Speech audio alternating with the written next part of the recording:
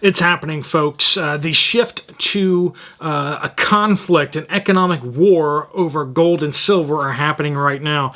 And I want to get this out to you before this becomes heresy that is not allowed to be spoken here or anywhere else. But this is what's happening, is that we are turning into a multipolar world where you have the West and then you have the East, or you have bear country, dragon country, and the associated countries with that. And lest you think that we are on the side with the most people, you're wrong.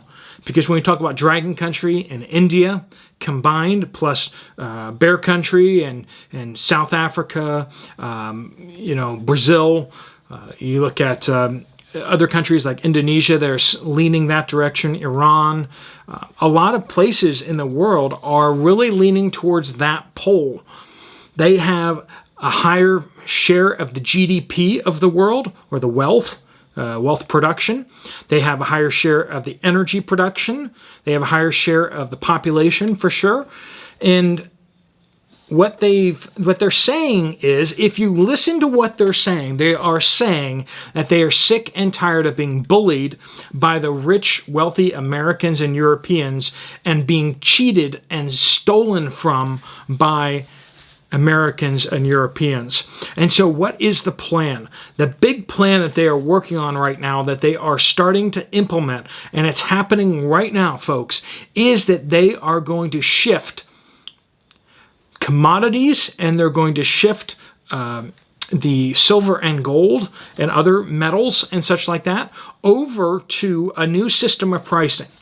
See, in the West, we have worked very hard to keep commodity prices down in order to keep from blowing up our currencies, our paper currencies that are backed by nothing.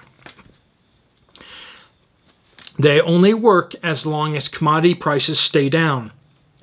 Once commodity prices start getting up too high, people start saying, instead of holding some paper, I'd rather hold some silver. I'd rather hold some gold. I'd rather have some jewelry. Okay? Silver and gold need to be kept down so that banks don't keep those as deposits. They need to be kept down so that they don't be seen as an inflation hedge, a protection against inflation.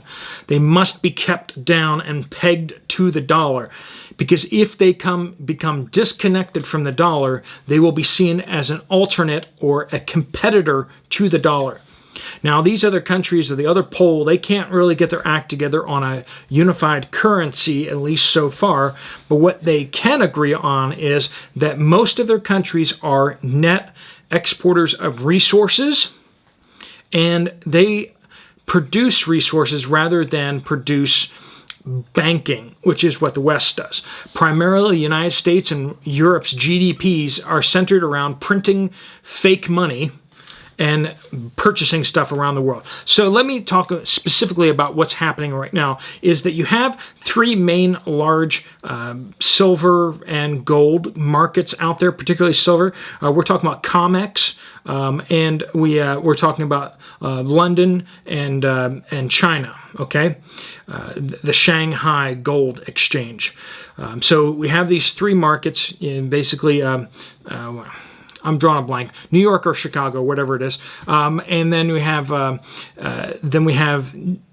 London, and then we have Shanghai. Okay, and that's kind of where you get your prices from. Shanghai is the new kid on the block, and basically it was kind of misbehaving, and it was pushing the markets of silver and gold up every time until the bankers from the West basically were able to infiltrate into the Shanghai market and start pushing it back down again. But what we've seen is that the Dragon Country's government has been cracking down on Western bankers going into the Shanghai market and doing these raids like they do on the other ones in order to keep the price of silver and gold down. And so what we're now seeing is that the price of silver is starting to float, which is kind of causing a bunch of people panic over in the West because they want to suppress it, but they can't reach over into the Shanghai market as well and push it back down. So what's happening is silver late in Tuesday's session was selling for $19.03 in Shanghai, but that's 65 cents over what it's selling for in London. So if you go over to London, buy a bazillion tons of silver on the market, and then you move it over to Shanghai, in theory, you could then sell it for a significant profit. Are you seeing what I'm saying? You can buy the silver and the gold from the West, from New York, from I believe it's Chicago, and then and London, and then you can sell it over in Dragon Country. And what we're hearing is that Moscow is also saying that they want to start their own exchange now that's equivalent to the Shanghai market as well, because they want to control the price of silver and gold and start getting it up to the natural free market prices that it should, because both Dragon Country and Bear Country are major producers of silver and gold. I know, it's a surprise, isn't it? But that's the truth. And they think that they're being cheated out of oil prices being suppressed. They think they're being cheated out of silver and gold prices being suppressed. Our banking system here in the West, like I said, it is imperative that the price of commodities be kept under control, or else people will start taking the escape hatch. And that's the scary thing for the paper market, for paper dollars out there. Well, actually, there's electronic dollars nowadays. But if banks see that silver and gold are worthwhile places to pile a bunch of money into because they're undervalued and that they're going to be allowed to rise, most honest people out there that know what they're talking about will say that silver and gold are manipulated lower, but they would also turn around and say, but they're not going to be allowed to raise in value against the dollar. But now we're having, as Bear Country and Dragon Country are saying, we're going to force them up to more market correct positioning, which is going to destroy the banking system in the West, which is what the entire West's economy is built upon, is currencies, is paper money and printing money. We talk about what the GDP of the United States is, but was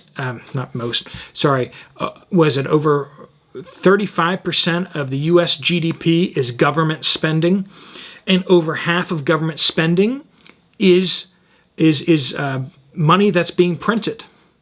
So when you start looking at about 15% of the U.S. economy is really just making up money, conjuring out of thin air. And then when you look at a large portion of the banking system is that same conjured money, you're looking at this fact that it's all smoke and mirrors. Much of the U.S. economy is really on life support, and we don't really make all that much stuff here in the United States anymore. Yes, there are exceptions. There are some great companies out there in the United States and in Europe that are making products that are wonderful, but a lot of that is being consumed within those same countries by people who are living off of money that's being printed out of thin air. And that money it circulates through the economy. All it takes is for someone on the outside to call the bluff and say, you're really going to force the price of silver and gold down that low? Well, then fine, I'll just buy it all up. And we're getting to the point where the COMEX vaults, the London vaults, are looking like they're running empty on silver.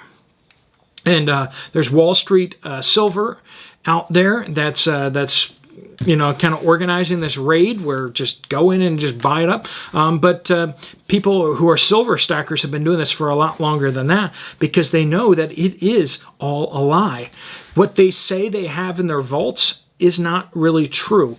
And the thing is that you can't have 100,000 ounces, I'm making up numbers, 100 million ounces of silver, and yet be selling trillions of dollars of derivatives based on those. You can't have 1,000 to 1 or more leverage on your assets without it being called what it is, a Ponzi scheme. There is a silver shortage out there. There is a gold shortage out there. There is about the same amount of silver out there in the world as there is gold. But Steve, isn't silver much more common than gold? Yeah, it is. But the problem is we just keep throwing all that silver away with industrial waste. There is about the same amount of silver in circulation as there is gold. And yet silver is priced at like $19, and gold is a lot higher. It's 100 times higher approximately. And yet there's about the same amount of the stuff around. That doesn't make sense, does it? It doesn't. Much of our banking system, much of our society doesn't make sense. And if we start talking about platinum, we start talking about palladium, we start talking about other materials that have been manipulated lower as well, the whole system doesn't really make sense, but it can keep on going as long as someone on the outside doesn't call the bluff. And that is exactly what Bear Country and Dragon Country are starting to do. They're calling the bluff. So smart move. You should also agree with them and say, yes, silver and gold are dramatically undervalued. And in order to save our country and ourselves, you should go and buy up as much as you can. First, buy food. First, make sure that you have your bases covered on survival stuff. But if you have some money that you need to land somewhere, seriously think about stocking up on some silver, some gold. I hate to kind of point people to a recommended kind of place or anything like that, because I think you should go wherever you can get the best prices for silver, the best prices for gold. It's all really the same thing. So go where you can find the cheapest prices. And if you want me to throw out a name out there, check out COMEX on Walmart.com, because that's where I'm buying personally. There will be a link down below of another place, Money Metals. They're good, but please go wherever you can find the cheapest price for your silver and gold. Shop around a little bit. If you're going to drop a bunch of money into it, make sure you get a really good price that you feel real comfortable with. All right, folks, but it's patriotic to keep as much silver and gold here in this country, whether you're in the UK, United States, wherever, as you can. It will protect you against inflation over the long haul. And it will, when they call the bluff and they end up with all the silver and all the gold, that could be very devastating for Western economies if we can't suddenly pull out a bunch of silver and gold ourselves to kind of counter them with. And if it's being held in private citizens' accounts, that can do almost as much good to stabilizing the economy as it being in central vaults. All right, those are my thoughts, crazy thoughts. Hopefully you kind of track with what I'm saying. If you found this video helpful and insightful, please check out this other video from me right here. Otherwise, I will see you later. Steve Poplar out.